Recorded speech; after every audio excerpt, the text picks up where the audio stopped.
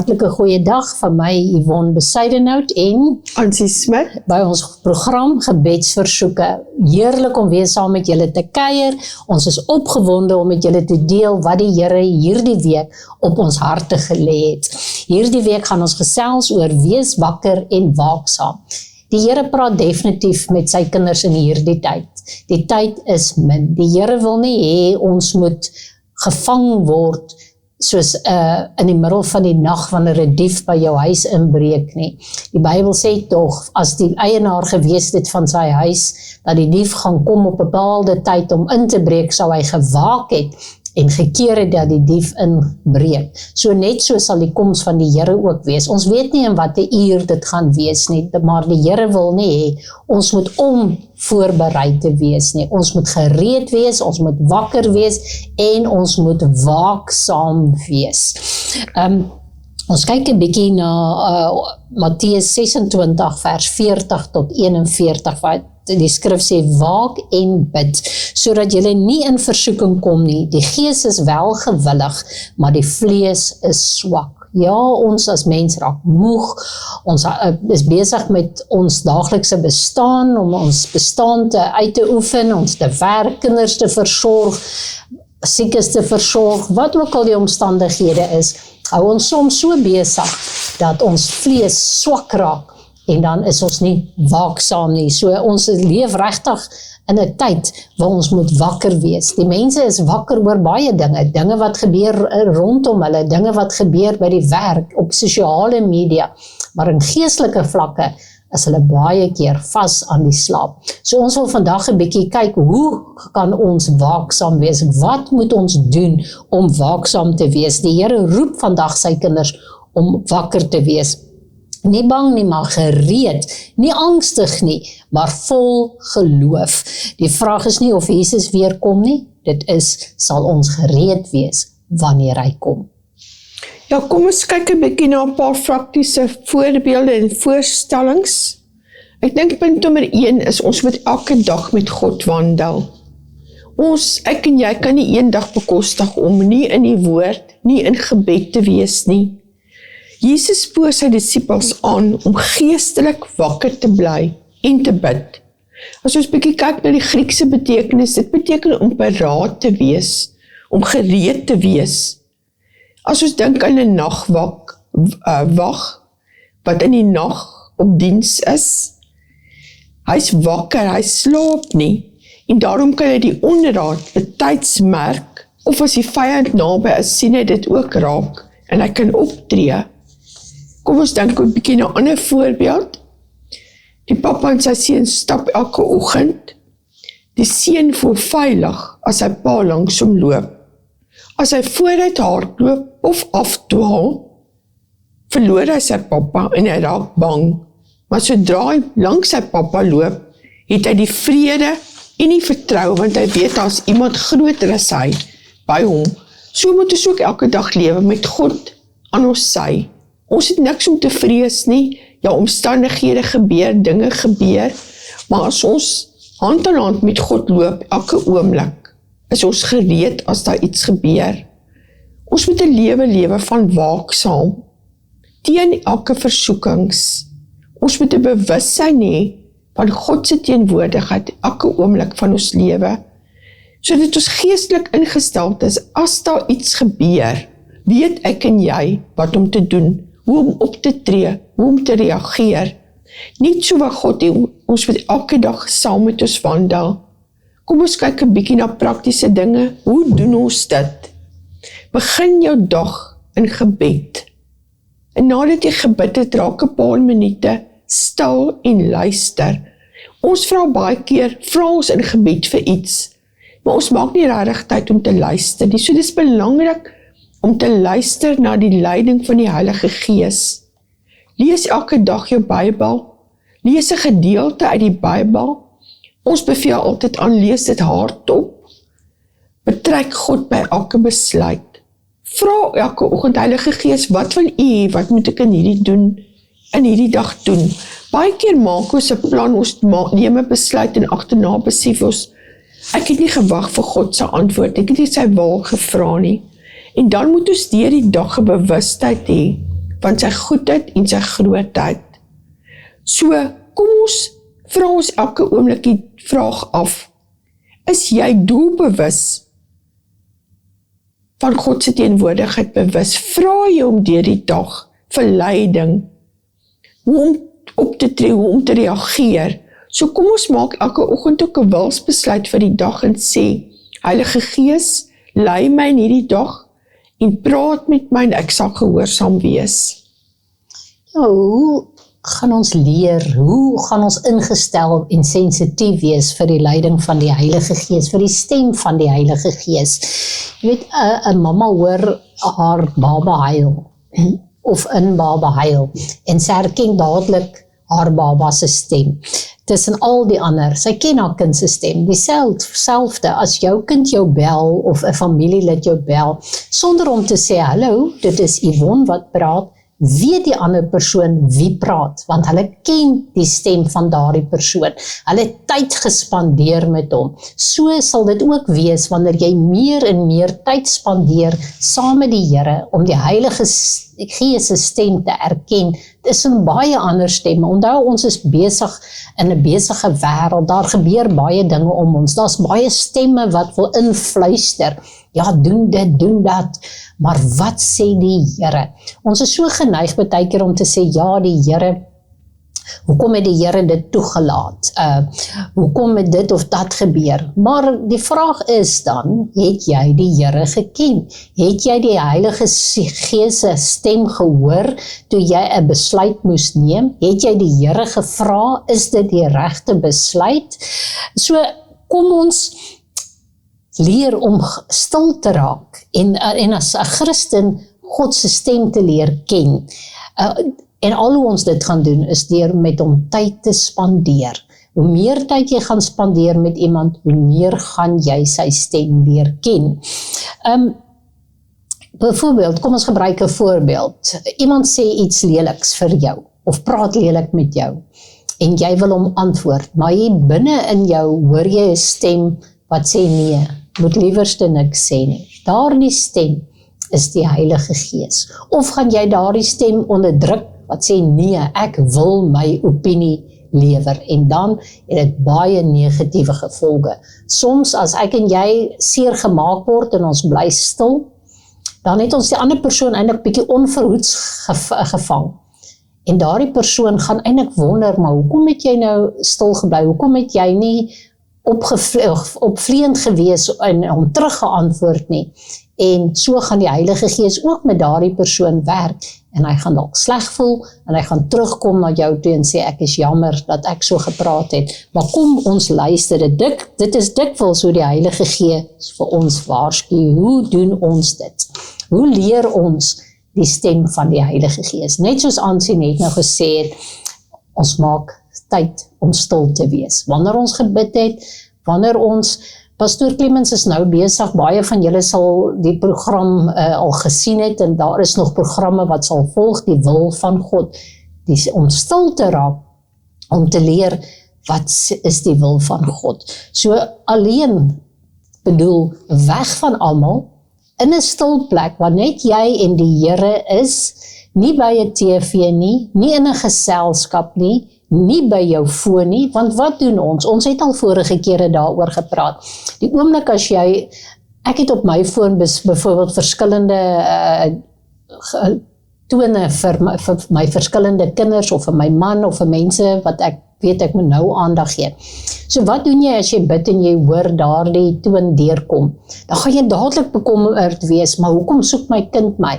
En dan gaan jy wil jou gebed tyd los, of jou stilte tyd, en na die foon kyk. Nee, sit jou foon in 'n ander vertrek, of sit hom op silent, soos ons sê, sodat jy nie gesteer kan word nie. En dan voordat ons praat, moet ons leer om te luister. Ja, ek myself is baie keer skuldig, praat te vinnig. Maar die Here wil sê, ons moet net 'n bietjie pause voor ons antwoord, 'n bietjie luister voordat ons praat. Toets alles in die Bybel. Ons het 'n vorige keer in die program Toets die Geeste vir julle gesê, toets alles in die Bybel. Wanneer jy dink jy het iets gehoor of dis die stem van die Heilige Gees, moenie net dit aanneem, dis die stem van die Heilige Gees nie, want die duiwel loop nog steeds daar rond en hy kom soos 'n engel van die lig en hy probeer ons baie keer de mekaar maak. So wanneer jy 'n antwoord gekry het, toets dit in die Bybel. Soveel keer sal jy sien wanneer jy die Bybel oopmaak, dat die Here vir jou spesifiek 'n antwoord gee op dit wat jy gehoor het. Wees gehoorsaam wanneer God jou lei. Moenie sê nee Here, ek gaan dit nou nie doen nie, of dit kan 'n bietjie wag, of wat ook al nie. Onthou, baie keer sê ons, as ons niks verkeerd gedoen het nie, sondig ons nie. Maar as die Here wil hê jy moet iets doen en jy dit nie gedoen nie, is dit ook sonde. Daarom leer die Bybel vir ons, as jy dan weet om goed te doen en dit nie doen nie, dan is dit sonde. As jy byvoorbeeld gister het 'n bekende prediker in sy dagstuk gesê, as jy jou broer se skaap sien afdwaal, en jy gaan dit nie haal en vir hom teruggee nie, dan is dit ook sonde. So kom ons wees goedgesind teenoor mekaar, kom ons wees gehoorsaam aan die stem van die Here. Ja, punt 3, om sonde ernstig op te neem. As jy gaan kyk na 'n dam se wal, baie keer begin dit met 'n klein ou kraakie, en as jy dit ignoreer en geen aandag daaraan stel, en dit nie regmaak nie, word dit later 'n groot breuk, wat baie skade kan veroorsaak, en dit kan ook verwoesting saai, soos dit met sonde. Baie keer as ons met jong mense praat, hoor ons dan sê hulle, Tannie, dis 2026. Maar, die antwoord bly altyd, wat sê die woord van God? Sonde bly sonde. Ons moet dit nie kamoufleer of wegsteek nie. As daar iets in jou lewe is, wat jy besef en jy weet, dis sonde, vra vergifnis en maak dit reg. Nie een van ons is perfek nie, maar moenie jou sonde vertroetel nie, want dit raak al hoe groter, die verwoesting is al hoe meer, dit skei jou van God se teenwoordigheid. So baie keer begin dit met iets baie klein. As ons bietjie dink, jy het al miskien 'n pen, 'n potlood by die werk gevat, dit bly steel. So kom ons kyk na klein dingetjies ook in ons lewe. Baie keer vertel jy 'n wit leentjie, dan sê jy maar, oeps, ek het net dit vertel om myself te help, of self te red. Dis 'n leuen, en ons moet dit regstel. Ons kan nie lewe met leuns in hierdie tyd, in vandag se lewe nie.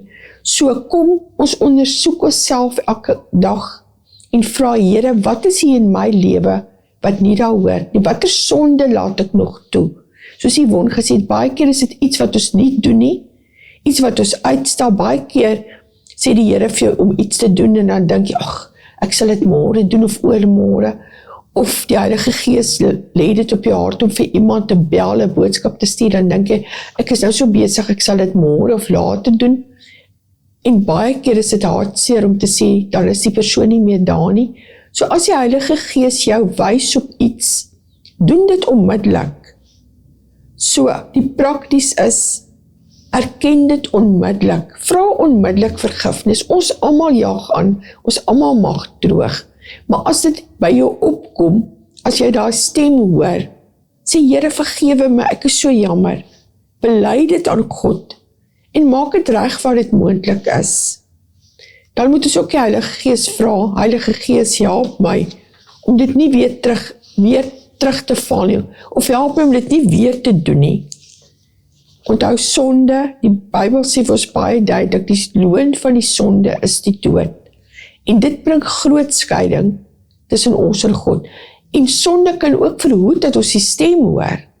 Sonde verhoed ook dat ons met vrymoedigheid na God kan gaan. So kom ons lê dit af, en ons ondersoek onsself elke dag. Ja, en hoe leer ons om waaksaam te wees? Ook om voortdurend in gebed te wees. Selfoon, ons almal laai ons selfone. Anders, as ons hom nie laai nie, dan verloor hy krag. Dit moet gereeld gelaai word. Jy kan nie net jou selfoon 1 keer 'n maand laai nie, want in die helfte van die dag gaan hy doodgaan, en jy gaan nie meer kan kontak maak nie. Baie keer het ons al gesien mense ry iewers en hulle het vergeet om hulle foon te laai en hulle is in 'n situasie en hulle kan nie kontak maak met mense nie. So is ook ons gebedslewe. As ons nie elke dag bid nie, as ons nie elke dag ons eie lewe laai, inprop by na die Here toe nie, dan gaan ons batterye pap raak en ons gaan regtig ons krag verloor.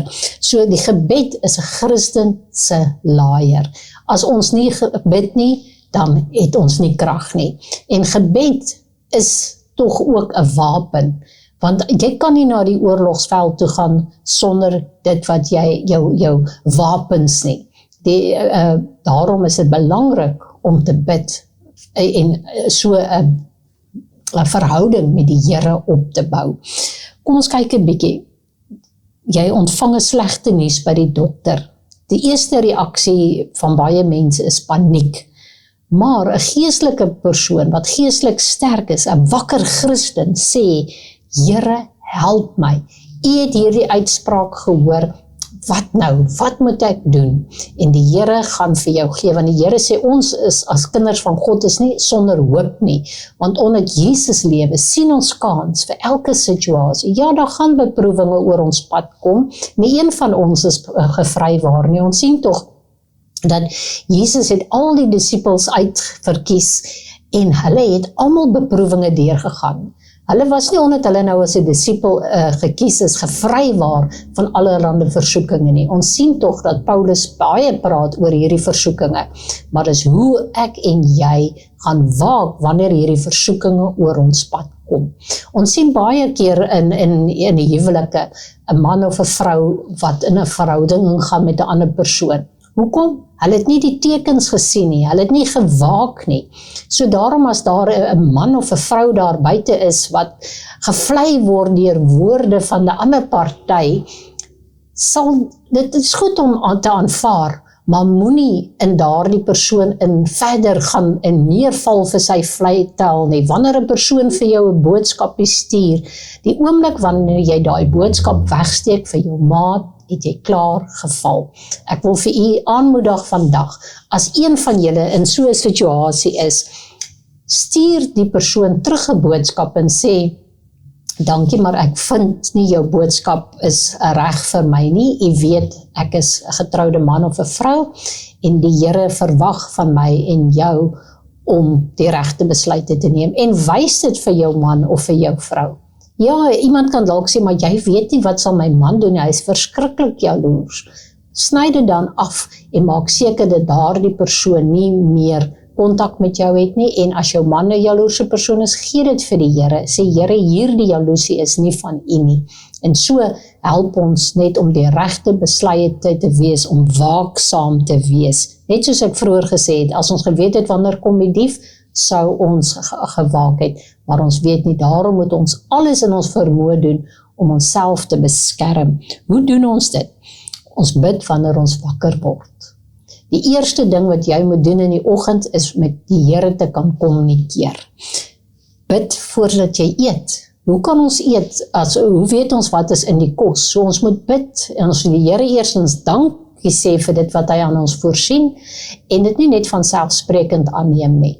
Want die Here kan dit enige dag, kan ons lot verander. So kom ons wees altyd dankbaar. Kom ons bid voordat ons eet, sodat ons nie siek word deur dit wat ons eet nie.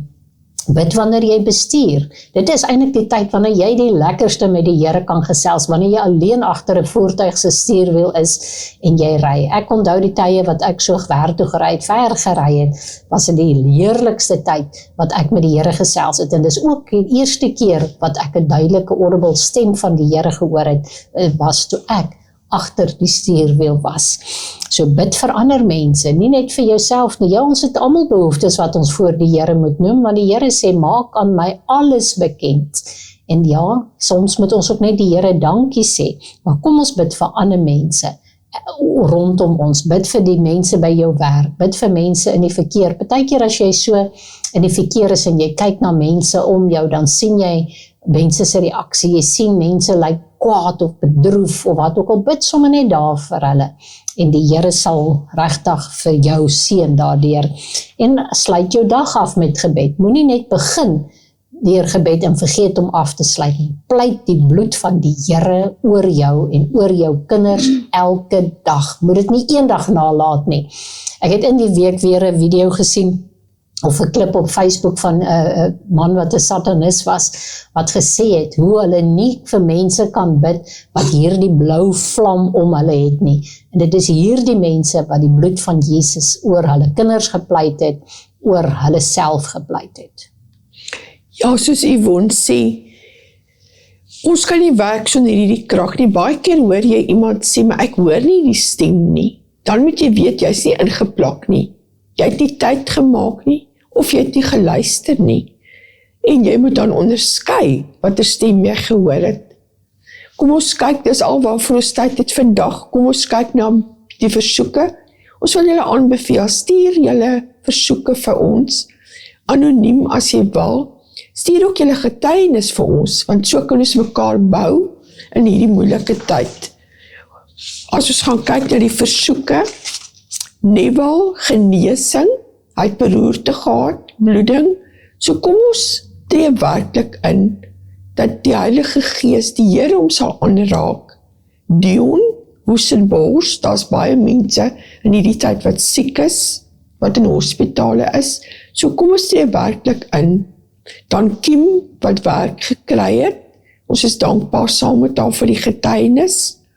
Dan ook Shamaine, wat genesing ontvang het. Hoe wonderlik is dit om 'n getuienis te kry van iemand wat reeds aangeraak is en wat kan getuig dat hulle genees is. Pastoor Olwagen, genesing.